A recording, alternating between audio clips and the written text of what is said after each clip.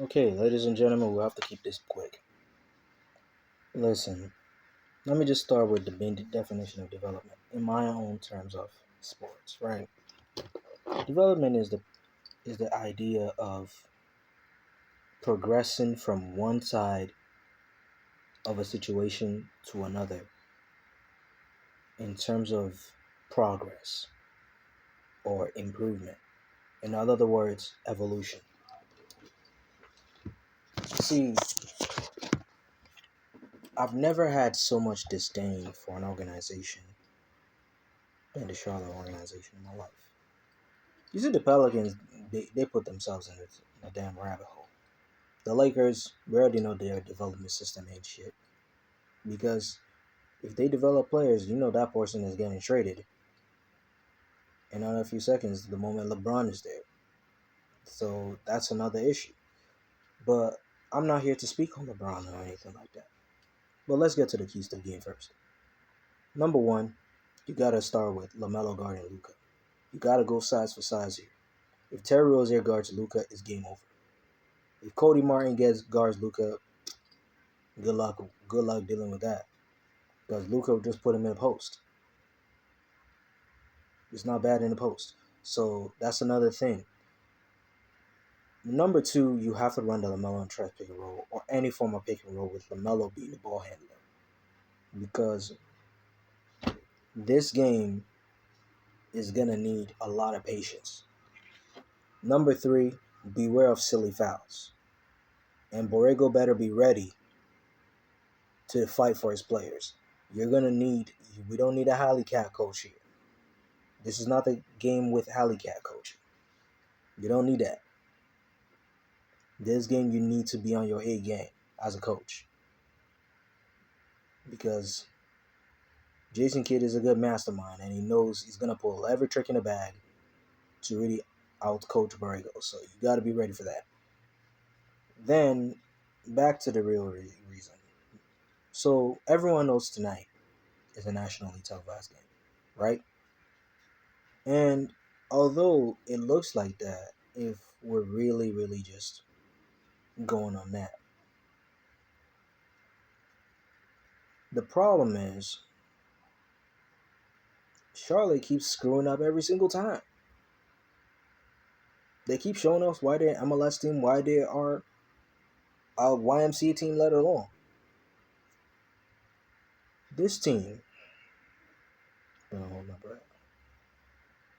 Do you know that the G League coach still found a way to fight for his players when I was busy watching JT Thor in the G League against the Cleveland Charge? That coach fought for his own players, right? That's not even a problem today. The problem is on a nationally televised game where everyone is here to see the battle of the third overall picks, you decide to give us Luka Doncic versus Terry Rozier. Yesterday's price is not today's price. We say use what works. We do not say use the same game plan. Okay? Just see, this is another thing I will always criticize Borrego of, and he keeps doing the same mistake. Use what works does not mean use the same game plan. You can't use the same game plan with Luka. Oh, let's double team him in the half court. Nigga, he has teammates that would just go inside the basket and just score. Dwight Powell is gonna make an example of Mason Plumlee on why they're bums. And you're gonna be out here crying like little wimps. So this is another reason why you have to really understand how to really, really be a coach, right? In this situation. This game requires solid coaching, but the problem is not coaching, it's understanding defense. Defending Luka is going to be a tough job. So the problem with this team that they did is that since it's a nationally televised game, everyone knows, let's forget basketball for a second and think like business folks. In a situation where you're promoting an asset, right? That's a rising asset. in a grand stage, right? Where everyone is to see what your asset is made of. Everyone to see what that asset is made of in the future so that they will say, that guy can be a star. Like when LaMelo faced Carmelo, that was a big deal. Because not only did it generate rating, it generated controversy. Everyone started talking about Carmelo versus LaMelo, the nickname LaMelo. Everyone started talking about the nickname Melo and how that was a good thing for the NBA because it made them money. In this situation, you're seeing the battle of the third overall picks. We're supposed to see the LaMelo and Luka Doncic matchup. We're seeing the Terry Rozier and Luka Doncic matchup. Just because they're shooting guards? What the fudge is going on here? Whoever is in charge of the PR department should be disbanded off the team. Seriously. What is that? The keys to the game is Terry, who, by the way, is not the reason the NBA came to put national TV game. The reason why Charlotte have a national TV game, if I gotta be honest with you, and I'm not talking from a stand, I'm talking from a business perspective, is because LaMelo can generate ratings. And he's good for TV. He's good for TV ratings. That's why he's there. Why in the world are you promoting a guy that's not gonna generate revenue for the league? Because the NBA wants to generate revenue. Terry Rozier is not going to generate revenue for the league. He's not. Why in the world are you putting him in the front page of Keys to the Game? He's not that guy. It's Keys to the Game. Everyone want to see the LaMelo and Luka matchup. We're not seeing Terry and Luka. That's not what everyone came to see. That's the problem. Every day you keep seeing why they're MLS team. And to add insult to injury because the coach decided not to put a comment. This coach keeps getting exposed why this coach is getting exposed on why he should not be coaching a basketball team. Because he cannot develop young stars. Forget the fact that Malik Monk was playing under Steve Clifford in his first year.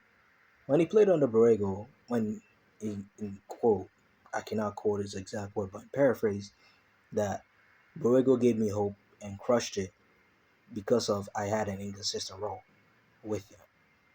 This is a problem for a coach. This is a problem for a coach that don't know how to understand how to play young players.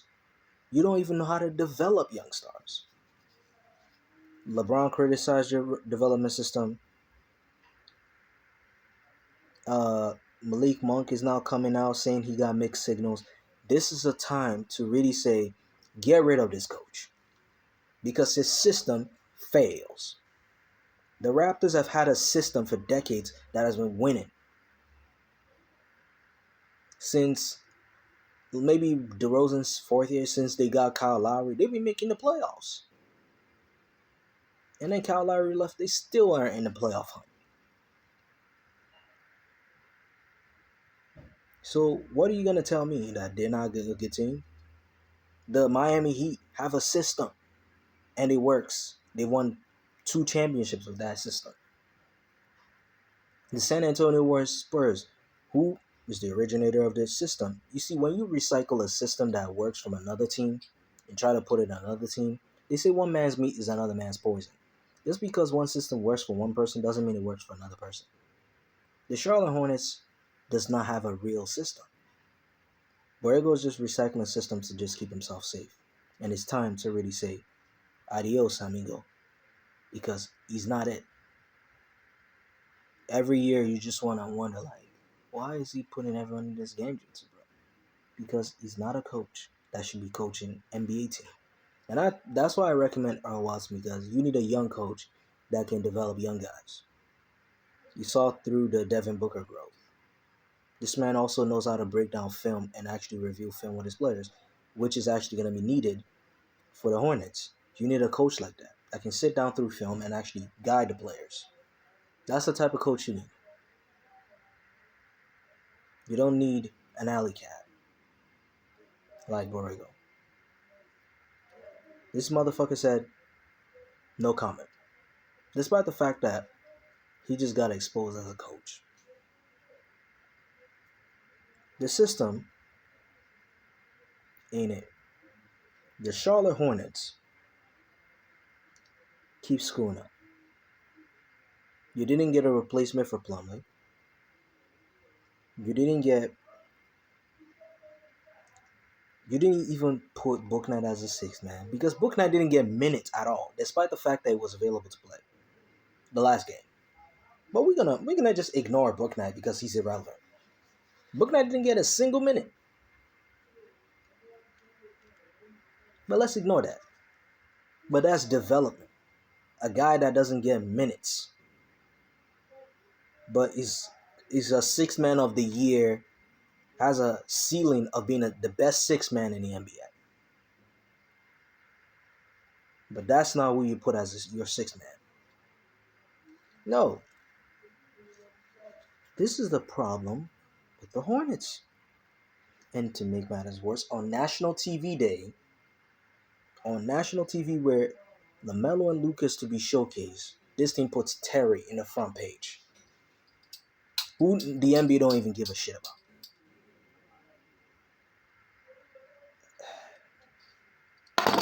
In conclusion, I'm going to just say this. If you're a Charlotte Hornets fan, I'm not trying to be offending you, but the keys to the game is real. I got to keep it a buck. But it's time to make a decision on this team because it is what it is. They keep showing you every year that they're not ready for prime time. They're not ready for prime time. They keep being bad on national TV, being so bad that it's so hard to even watch them. They're supposed to be the next national TV darling, and they're terrible. Even with or without Hayward, they're bad on national TV. Because I don't want to hear without Hayward. With Hayward, they're still bad on national TV. So I don't want to hear it. This is the problem that Charlotte has been having. And it's time to really just say what it is. Because if we look at the record right now, they're the 10th seed in the East. Because Atlanta will be given the tiebreaker if they lose, which means they're going to be stuck in the 10th seed. And not only that, Atlanta will be back for revenge in playing day because there's no more games against Atlanta. This is the last matchup against the Mavericks, and they've already lost the Mavericks earlier. So it's time to really decide, what are you going to do? When it's playing day, there's a higher chance to lose. Because if we look at the playing standings, you're not winning games. If you will beat the Atlanta Hawks, the Raptors will be back for revenge. And the Raptors will come out and play 2 times harder. And Raptors are going to win again. And then you're going to be out. 9th seed. Just like James Borrego situation. 9th seed, 10th seed, 10th seed, 9th seed, or 10th seed. Like, that's where you're bouncing around. It's time to decide. What is it going to be? Win or go home? Again.